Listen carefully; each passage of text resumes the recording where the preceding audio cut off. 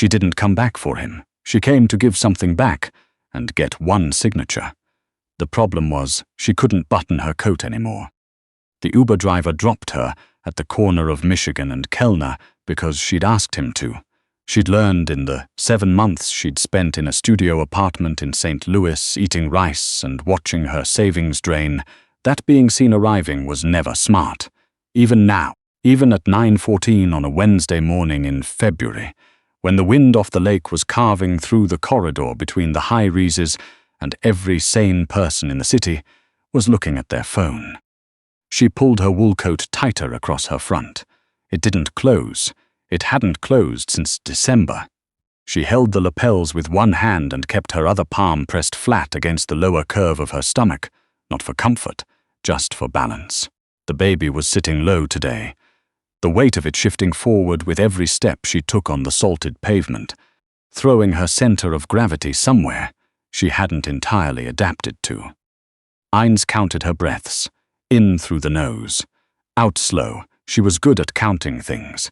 That was technically how she'd gotten into this problem in the first place. The building was 22 stories of black glass and brushed steel. Steele Global Logistics occupied the top 3 floors. Legitimate freight brokerage, immaculate tax filings. She'd prepared some of them herself once upon a time. The lobby security guard at the front desk was a man she didn't recognize. Young, thick through the shoulders, with the particular stillness of someone trained to watch everything at once. She gave him her name. Ines, she said. He reached for his phone without looking away from her, turned to say something she couldn't hear. When he turned back, his eyes dropped to the open gap in her coat, and he had the grace to look immediately away.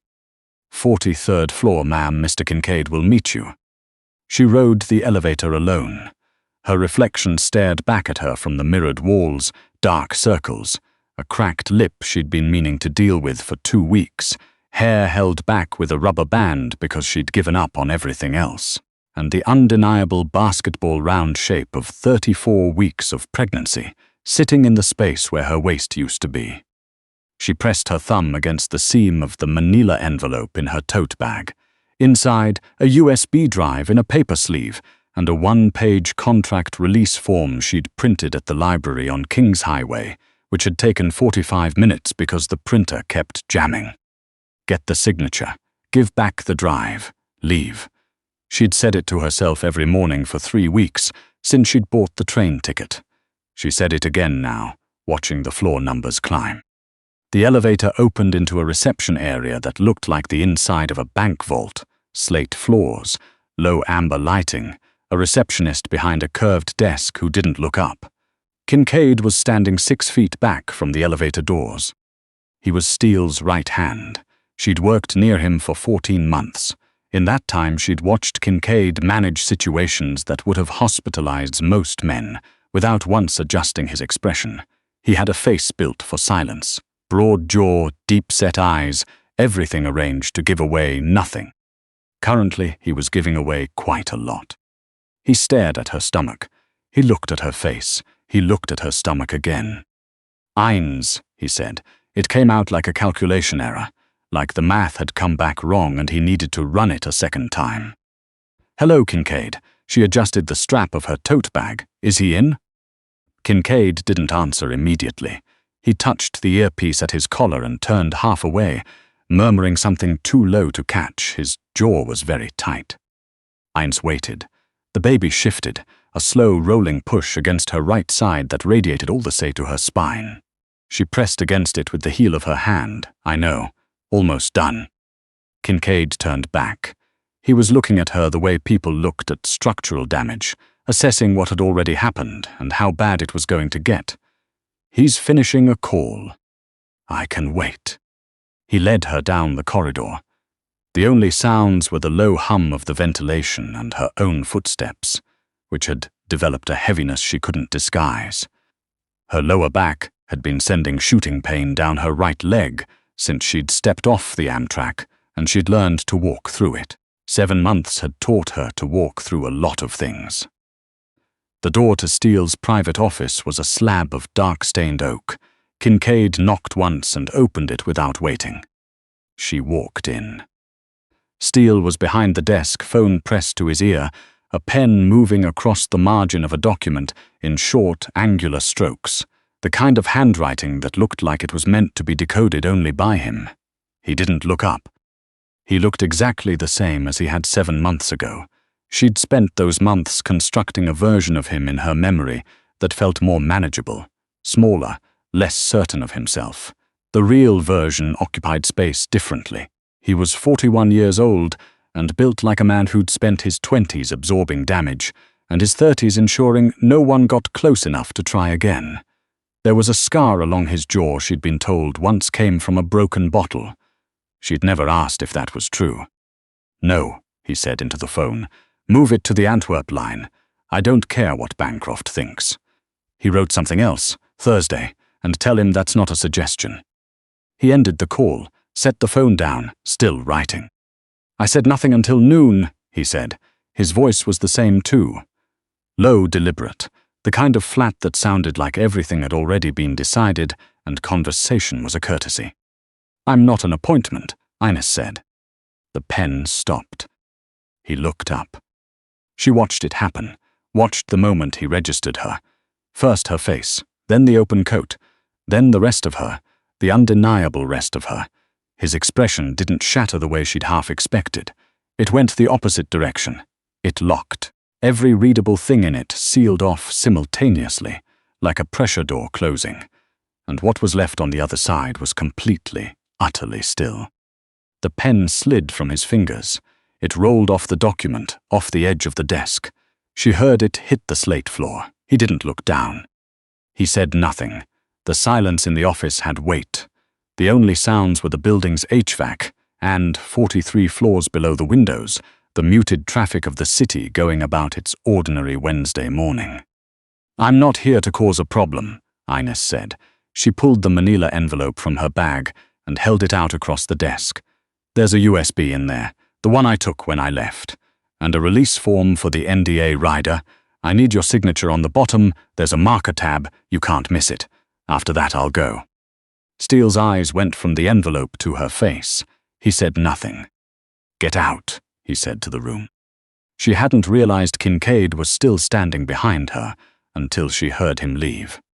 The door clicked shut. "Sit down," Steele said. "I'd rather stand. This won't take long." "Ines." He said her name like it contained the rest of what he meant and she should be able to pass it. "Sit down." She sat. The chair across from the desk was leather, cold from disuse. She balanced the tote bag across her knees and kept her spine straight, which took effort. Her pelvis was one sustained, grinding ache. He came around the desk. Not toward her. He moved to the window and put his back to it and looked at her from there, arms at his sides. Watching her the way he watched ledgers, like he was adding everything up and waiting for the final number. "Whose is it?" he said. "I left in July." She held his eyes. "You do the math." Something crossed his face. Fast, gone. "You were supposed to be in Portland." She blinked. "What?" "The position at the Marchetti Group. You applied in May. They sent the offer letter in June." He didn't look away from her. "I know you didn't take it." Ines stared at him. The Marchetti offer had arrived 4 days before she'd found out she was pregnant. She'd told no one, not her sister, not anyone. "How long have you known where I was?" she asked. "Since October." The room tilted slightly, "And you didn't." "I had eyes on you the entire time." He said it simply, without apology. "Rayleigh was in the apartment above yours. Dawes was at the end of the block. You were never as invisible as you thought you were." 7 months. She'd spent 7 months paying cash, using a dead email address, moving routes. She'd been so careful. She'd been meticulous. And the entire time... "Why?" Her voice came out steadier than she felt. "Why didn't you just?" "Because you ran." He moved away from the window. Slow. "You saw something that scared you. And you took something that belonged to this office. And you disappeared. And I needed to know which of those 3 things was the actual problem before I brought you back. I'm not back. I'm here to return the drive and get a signature." "There's no signature." She looked at him. He picked up the manila envelope, removed the release form, Actually read it, line by line, folded it once, and placed it in the inside pocket of his jacket. Steele, tell me why you left. She was tired in a way that had become structural over 7 months. Not the kind of tiredness that sleep fixed, but the kind that had settled into the architecture of how she thought about everything. She didn't have energy for theater. The Korvac family, she said, the escalation on the shipping contracts, the warehouse fire in Cicero in June. She watched his eyes. I did your books. I saw every number that moved through this office. I knew exactly what the war was costing you, and I knew what the Korvaches were willing to spend to end it. She looked at the window. The fastest way to break a man like you is through something he'd burn the city to protect. I wasn't going to wait around to become that. He was quiet. I found out I was pregnant 48 hours after Cicero, she said. I left 4 days later. Steele moved to the edge of the desk and sat on it.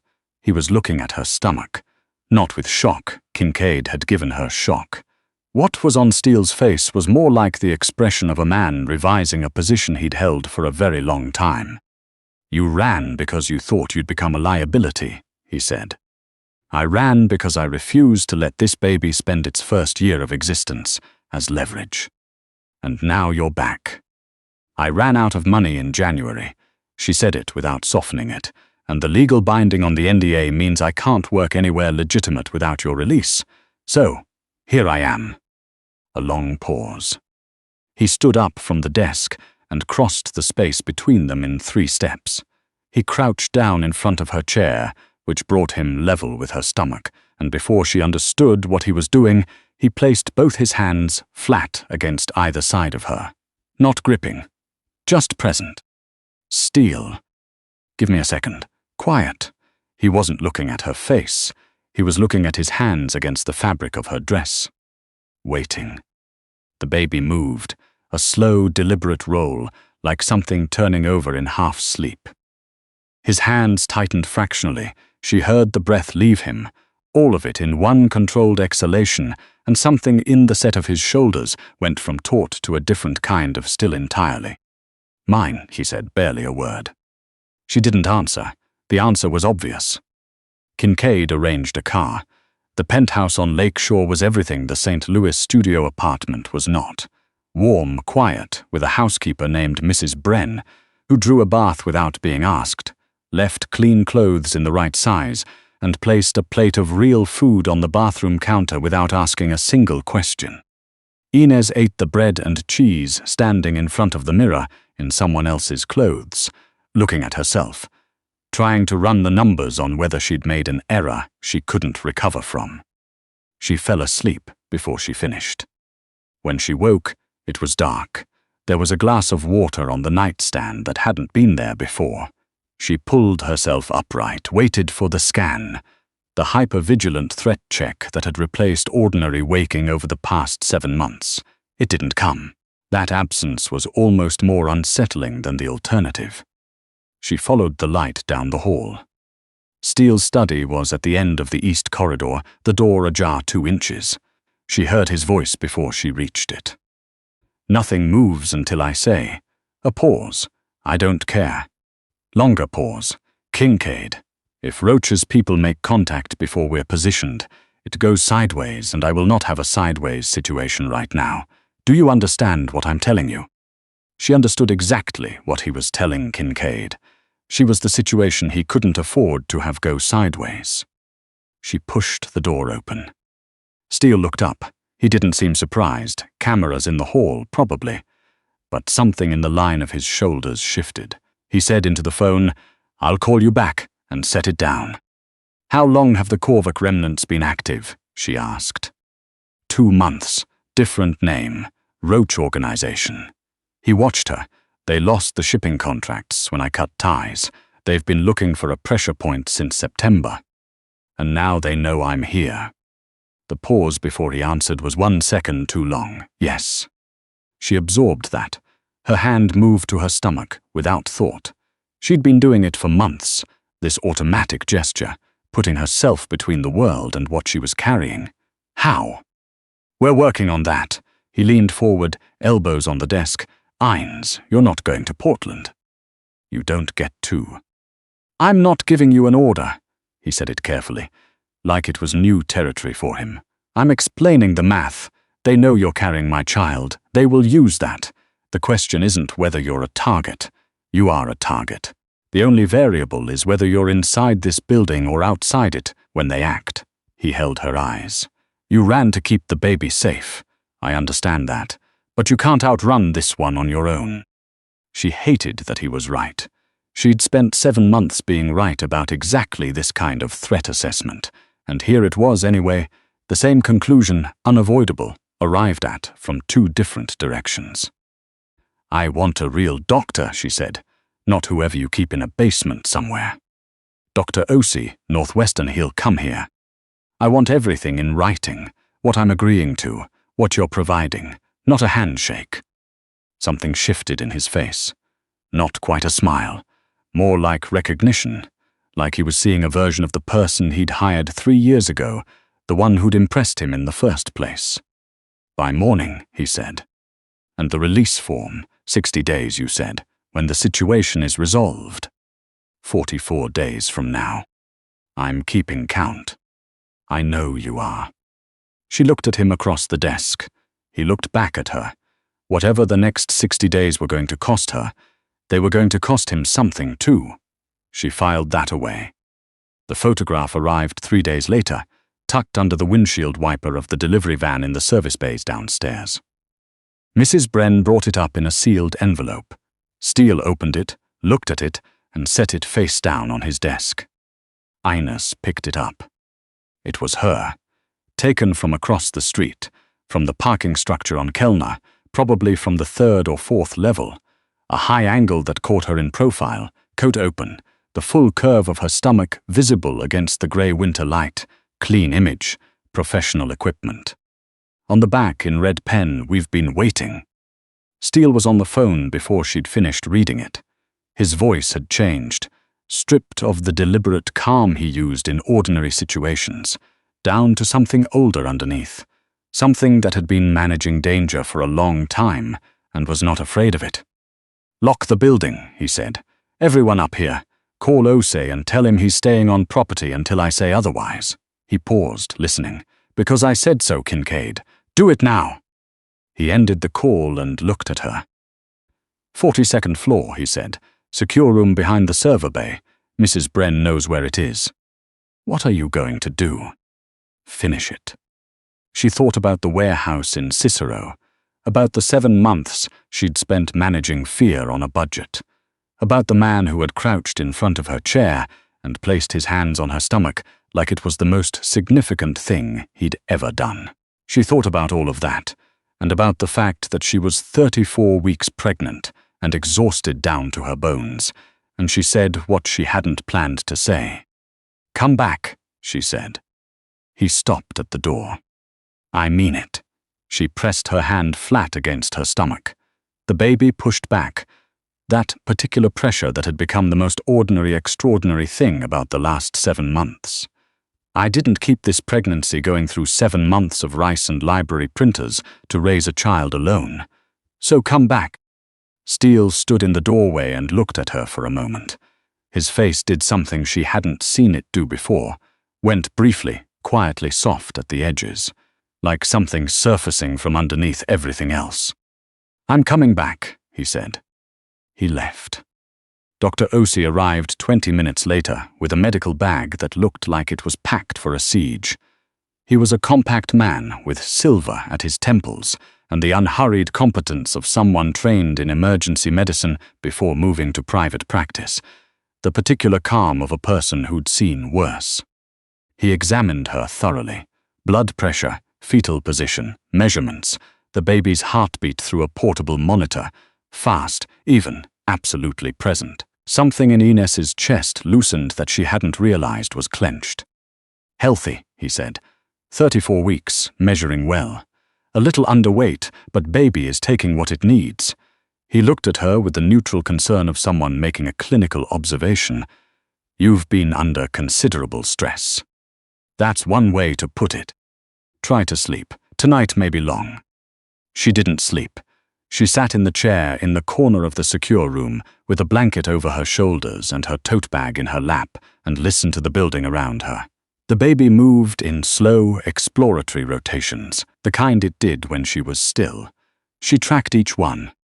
At 2:08 in the morning, the contractions started. She knew immediately what they were. Not the practice contractions she'd been having for 2 weeks, but something with a different quality, something intentional. She told Dr. Osi. He didn't panic. He assessed methodically, gave her a precise series of instructions in a calm voice, and she followed them because following precise instructions in difficult circumstances was the thing she was best at. Somewhere around 3 a.m., she heard even through the sealed room, even muffled by 42 floors of steel and glass, the distant sound of something ending. She didn't know what exactly. She knew what category of ending it was. Steele came back at 3:47. He looked like he'd walked through smoke. There was a cut above his eye that hadn't been treated, his jacket was gone, and he stood in the doorway and looked at her in the chair, and then at Dr. Osei, and then back at her, and his face was that readable, terrifying openness again. "Tell me you're not," he said. 4 hours approximately, Dr. Osei said pleasantly. "Not unusual for a first birth under significant physiological stress. She's doing very well." Steele crossed the room. He pulled a second chair to her side and sat in it, and he didn't reach for her hand. He waited. She realized he was waiting to see if she wanted him to, which was not a thing she'd expected from him. She held out her hand. He took it in both of his, the same way he'd held her stomach in his office, like he was steadying something. "The building secure?" she asked. "Yes." "The Roach situation?" "Resolved." She didn't ask what that meant. She was beginning to understand which questions she needed and which ones she didn't. That was its own kind of calculation, learning the shape of the life she was apparently in and what information was load-bearing. The next 4 hours were the hardest thing she had done, harder than 7 months in a studio apartment, harder than riding a train to Chicago knowing she couldn't leave the same way. But Dr. Osei was present and competent, talking her through each stage with the same level voice, and Steele stayed in the chair and didn't once tell her it was fine when it wasn't. He told her once, quiet enough that the doctor couldn't hear, that she was the most stubborn person he'd ever been in a crisis with. She laughed, actually laughed, which surprised them both. The baby arrived at 7:52 in the morning. A girl with dark hair already and a ferocious opinion about the circumstances of her entrance into the world. Dr. Osei placed her on Ines's chest. Ines looked at her daughter and felt something reorganize itself deep in her sternum. Not softness exactly, certainty, a number that had finally resolved. Steele was leaning forward in his chair, elbows on his knees, looking at the baby with an expression she had no category for. Something that had gone entirely past calculation. His eyes were wet, and he wasn't trying to manage that, which told her more about him than 14 months of working in the same building ever had. "She's furious," Ines said. "She's perfect," Steele said. She stayed. Not because he'd taken the release form, not because the math gave her no other option. She stayed because Dr. Osei came back every 3 days without being asked, and the baby gained 4 ounces in the first week, and on the 5th day Ines found the nursery. It was the room next to the master suite, fresh grey paint. A crib, a low dresser, a window with heavy curtains. None of it had existed 7 months ago. Steele appeared in the doorway behind her. He didn't say anything. "You built this while I was gone," she said. "Kincaid arranged it in September. You were certain I'd come back. I knew eventually the math would work in my favor." A pause. "You're the one who told me that patient capital always yields." She turned around. He was leaning against the doorframe with his arms crossed, watching her with the expression that had become familiar in the past week. Not warm, exactly, but specific. Aimed entirely at her. 44 days, she said, from when I arrived. That's when you give me the release form. 37 now. I'm keeping count. I know. He uncrossed his arms. I'm going to make this work. She looked at him. The cut above his eye had started to heal. He looked like a man who had been managing impossible situations for so long he'd stopped noticing the weight of them. She looked like a woman who had been running for 7 months and had just, very recently, very deliberately, decided to stop. I'm not staying because I'm out of alternatives, she said. I need you to be clear on that. I am. I'm staying because the numbers make sense. This baby needs 2 present parents and a stable situation, and right now this is the most stable situation available. She held his gaze. If the variables change, I recalculate. That's fair, he said. She turned back to the nursery. The baby was asleep in the crib, her small chest rising and falling in the quiet morning light, furious at nothing for the first time in her short life. 37 days until the paperwork. 37 days to decide what she was actually agreeing to. She had always worked faster under a deadline. She was going to be fine. She'd already done the math.